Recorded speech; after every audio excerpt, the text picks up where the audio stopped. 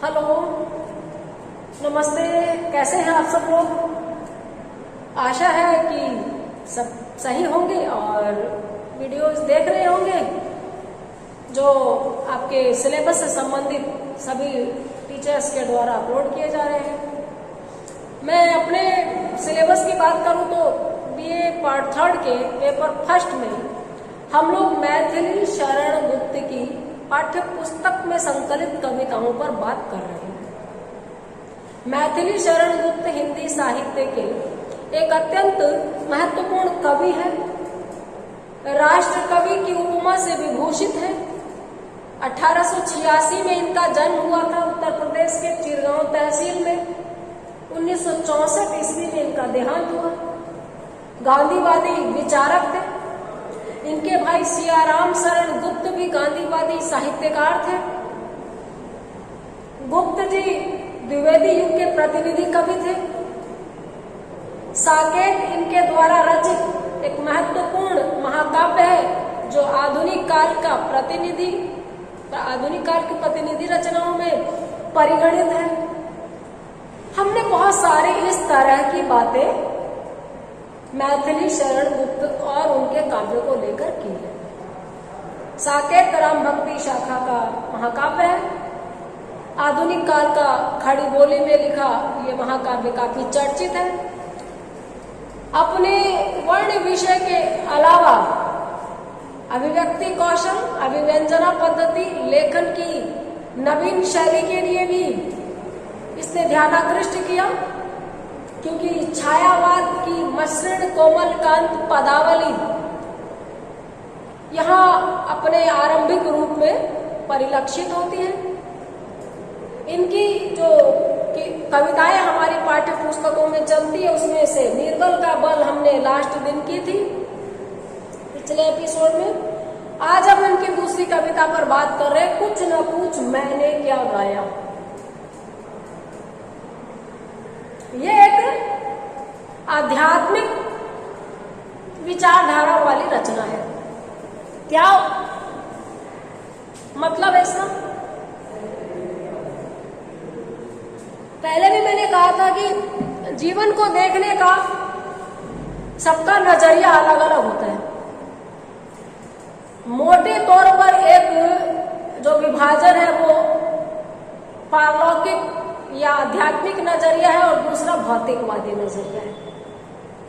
भौतिकवादी नजरिया जीवन के अधिक करीब है।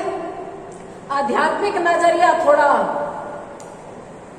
दार्शनिक अंदाज लिए हुए, दार्शनिक तो वो भी है लेकिन थोड़ा सा आप कह सकते हैं कि सच से परे या जिसको निभाने में कठिनाई है।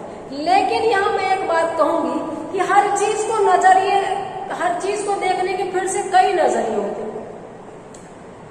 भौतिक वस्तुओं में ही आनंद ढूंढना भी गलत है और भौतिक वस्तुओं को बिल्कुल ही त्याज्य समझना भी गलत है।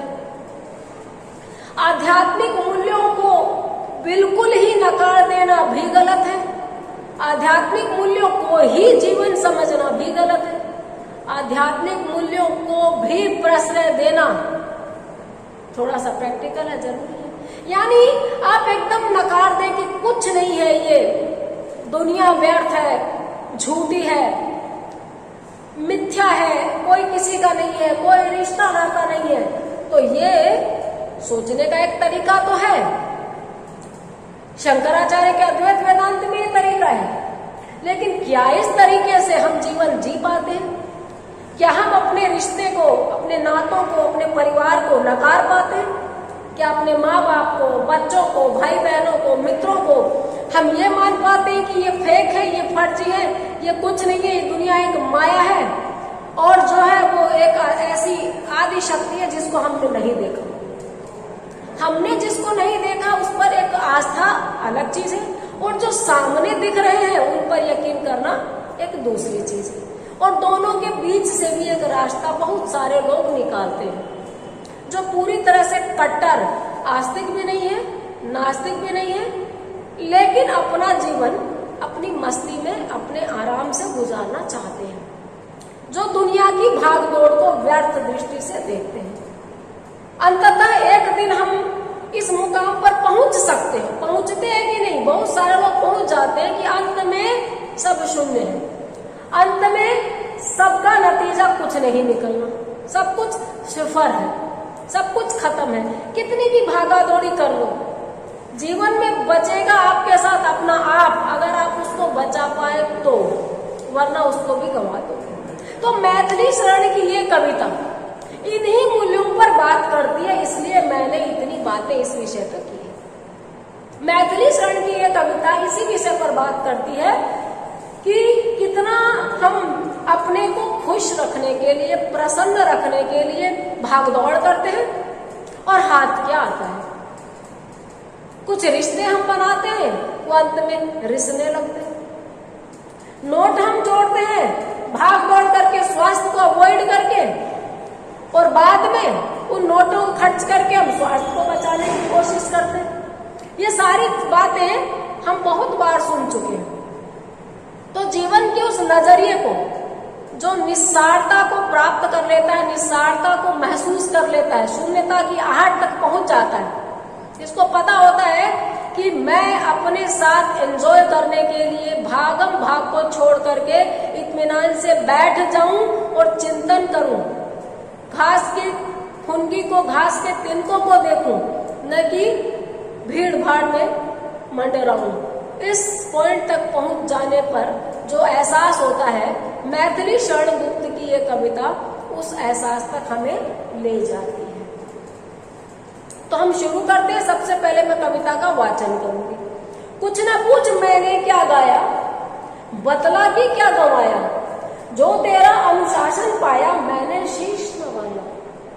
क्या क्या कहा स्वयं भी उसका आशय समझ न पाया, मैं इतना ही कह सकता हूं जो कुछ जी में आया। जैसा वायु बहा वैसा ही वेणु रंध्र रस पाया, वेणु रंध्र रव छाया। जैसा धक्का लगा लहर ने वैसा ही बल खाया। जब तक रही अर्थ की मन में मोह कारिणी माया, तब तक कोई भाव भुवन का भूल न मुझको भाया। नाची कितनी नाच न जाने कठपुतली सी काया, मिटी न तृष्णा मिला न जीवन कहूं तेरे मुंह बाया।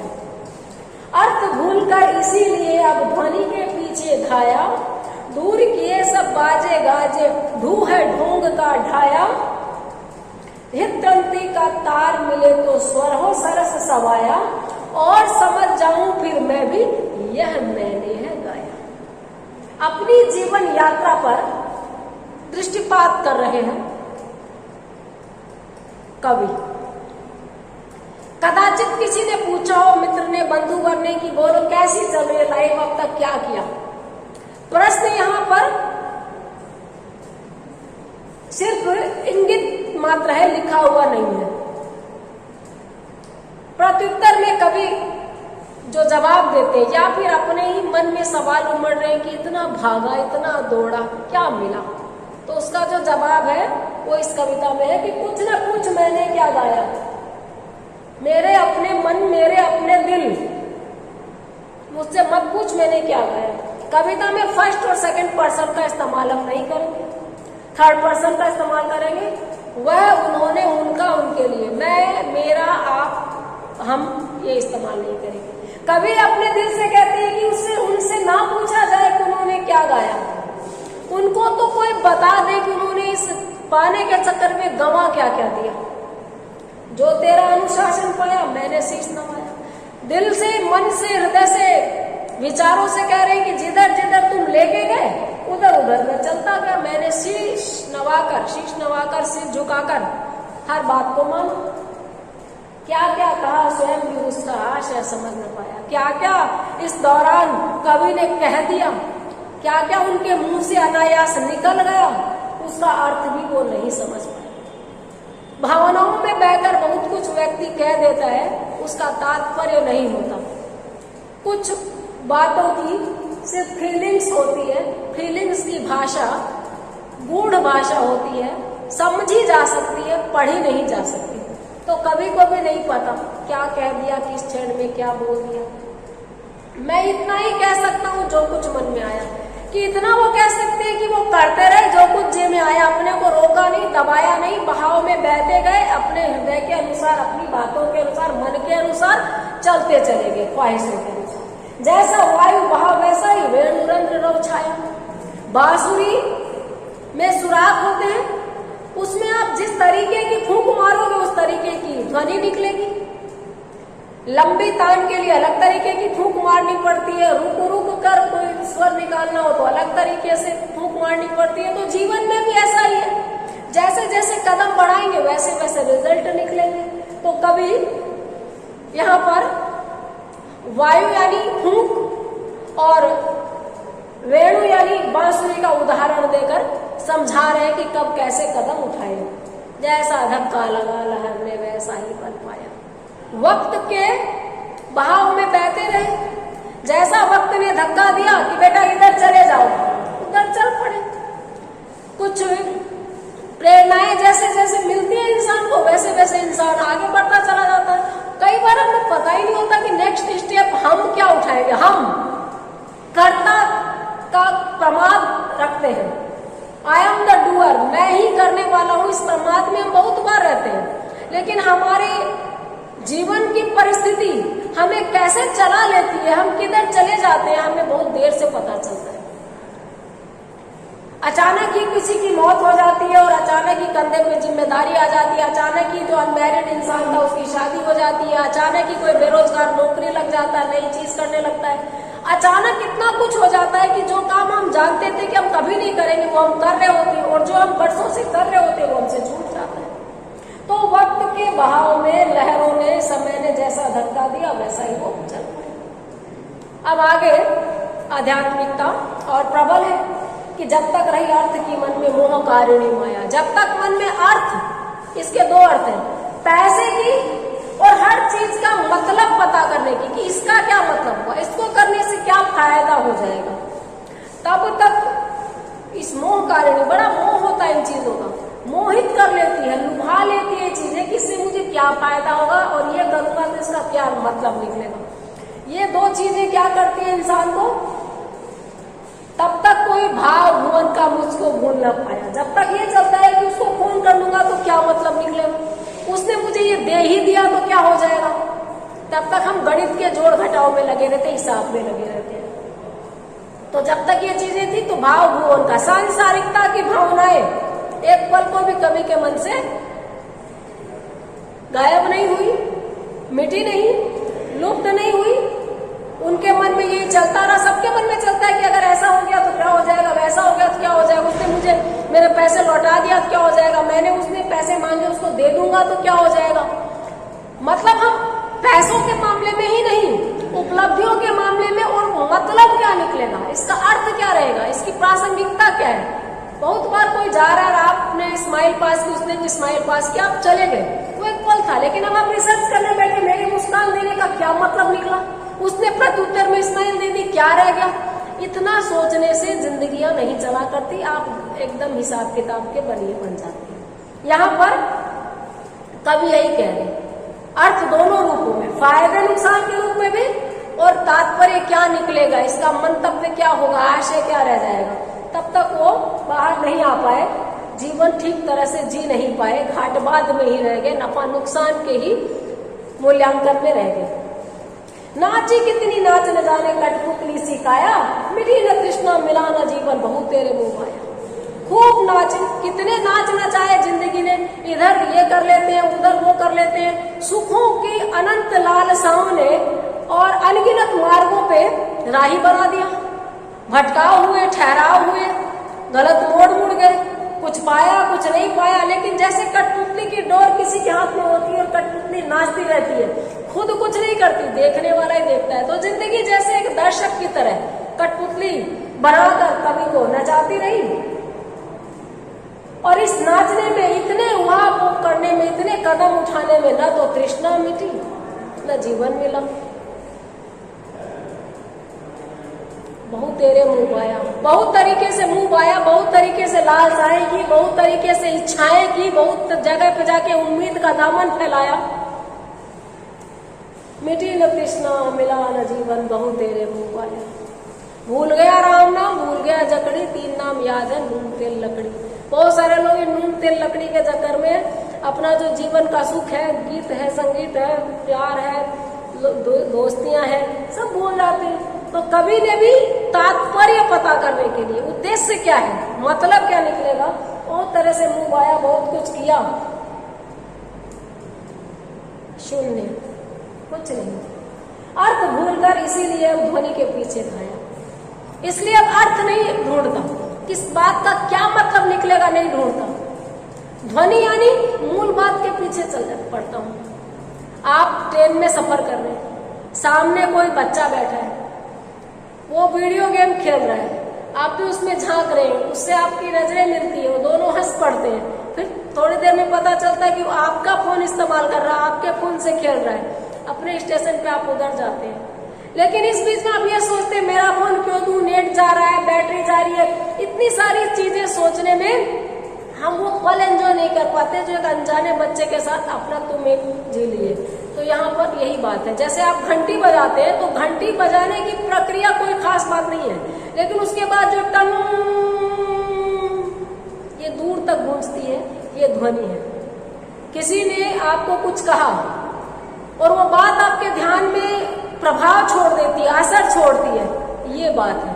तो कभी यहाँ पर कह रहे हैं कि मैं ये उतार चढ़ाव और ये गणित से बाहर निकल आया हिसाब किताब से और मूल बात के पीछे चला गया, तो मुझे महसूस हुआ कि जिंदगी ये है। दूर किए सब गाजे बाजे, गाजे बाजे का मतलब शोर शराबा, नकली खुशियां, चमक धमक, रोशनी बिजली बत्ती, रंग बिरंगी चीजें, दुनियादारी के लिए किए जाने वाले सारे काम, ढूह ढोंग का ढाया।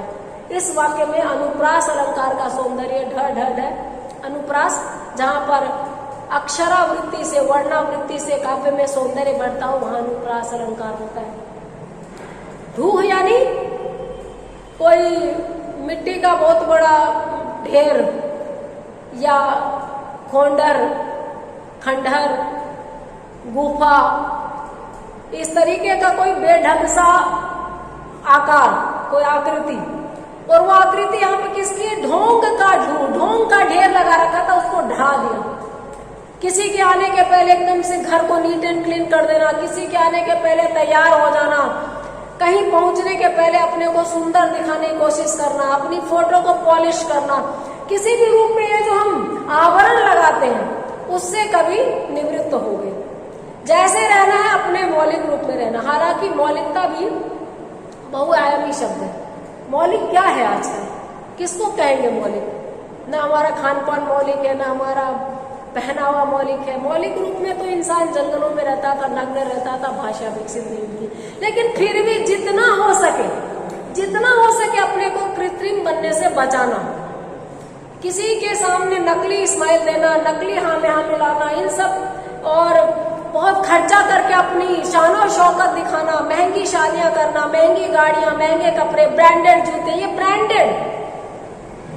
इसमें भी कोई किसी ने कहा है कि कफन का कोई ब्रांड नहीं होता। भाई आप जिंदगी भर ब्रांडेड के पीछे भागते रहो और एक दिन सादे बिल्कुल रंगहीन सफेद कफन में हम चले जाते हैं। ये खैर अलग पहलू है, लेकिन बहुत बनावटी होने की जरूरत नहीं होती। आप जैसे हैं वैसे लोग आपको एक्सेप्ट करें, आप जैसे जहां जा रहे हैं उनको उसी रूप में एक्सेप्ट करें। तो कभी नहीं ये सीखा आखिर, और ढोंग करना बंद कर दिया, चमक दमक से दूर हो गए, दुनिया के दिखावे के लिए चीजें करनी बंद कर दी। हृद तंत्री का तार मिले तो स्वर हो सरस सवाया। हृद तंत्री, दिल से दिल का तार जुड़े तो सरस सवाया होता है। यानी एक और एक मिलके दो ही नहीं होते, एक और एक मिलके 11 भी होते। अगर दिल की बात से समझ में आने लगे, आपके दिल की बात यानी मन की बात, सच जो आप महसूस कर रहे हैं वो आप भी फील करने लगे और आपका सबसे करीबी भी फील करने लगे, तो जीवन में संगीत द्विगुणित होके बसता है, डबल होके बसता है। और समझ जाऊं मैं भी या मैंने गाया। और इसके बाद कभी कहते जब ऐसा हो गया कि सारे ढोंग बंद कर दिए, अपने को लोगों की नजरों में चमकाना बंद कर दिया, अपने आप की पॉलिशिंग बंद कर दी, नेचुरल ब्यूटी में बिलीव करने लगे, पर्सनैलिटी में दुनिया भर के अनावश्यक पहलू ऐड करना बंद कर दिए, और भौतिक जितनी भी चीजें हैं उनकी आवश्यकताएं ही रही। लोगों को प्रभावित करने के लिए जब सब बंद कर दिया तो दिल में जो संगीत है वो मधुर बजा, जिंदगी द्विगुणित होकर सुंदर लगने लगी। सरस सवाया का मतलब ये बढ़ गया, सवाया हो गया, सवा गुना, और समझ में आया कि यह मैंने गाया है। इस प्रकार से ये मेरी जिंदगी है जो नॉर्मल है, नेचुरल है, मौलिक है, प्राकृतिक है। यानी कि कवि कहना चाहते हैं कि दुनिया भर की भाग दौड़ से क्या मिलता है, अंत में हम थक जाते हैं, हम समझ जाते हैं कि कहीं नहीं जाना था, हम यहीं बैठना था।